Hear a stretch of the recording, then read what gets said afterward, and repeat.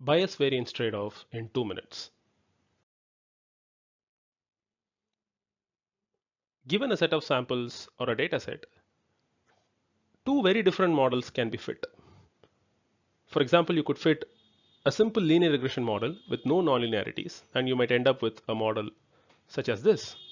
Or you might fit a more complex neural network with nonlinearities, and you might end up with something like this. Let's zoom in a bit into this. First, note that the learned model depends on the actual sample S that it is trained on. The low capacity algorithm that we saw on the top produces models that do not vary much when the sample S changes, but on average will have low accuracy.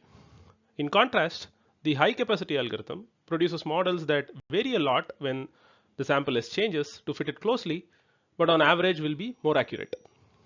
The key being on average. So it seems like there is a trade-off, but why is there a trade-off? It turns out that test MSE breaks down into a sum of variance and bias. So here's an intuitive way to think about this. We can think of test MSE as the gap between the learned model on a particular data set S and the true underlying model.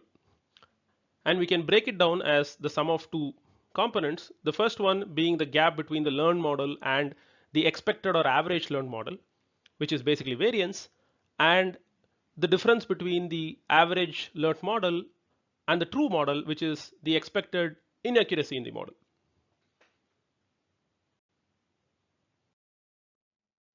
So mathematically, this is what happens, right? So the MSE of the algorithm can be written as this, which breaks down into variance plus bias plus some noise. So here fs of x is the model learnt on a given data set S. G of x is the average model where the expectation is taken over S, as you can see here, and f star of x is the true underlying model.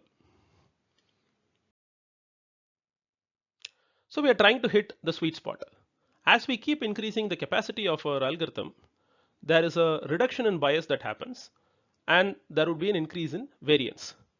At some point, the reduction in bias is more than compensated by the increase in variance, creating this U curve for the MSE. So the sweet spot, ideally, that we want to hit is at this bottom of this U curve. And we generally call models that are to the left side of the sweet spot as models that have underfit the data, and those on the right side as models that have overfit the data.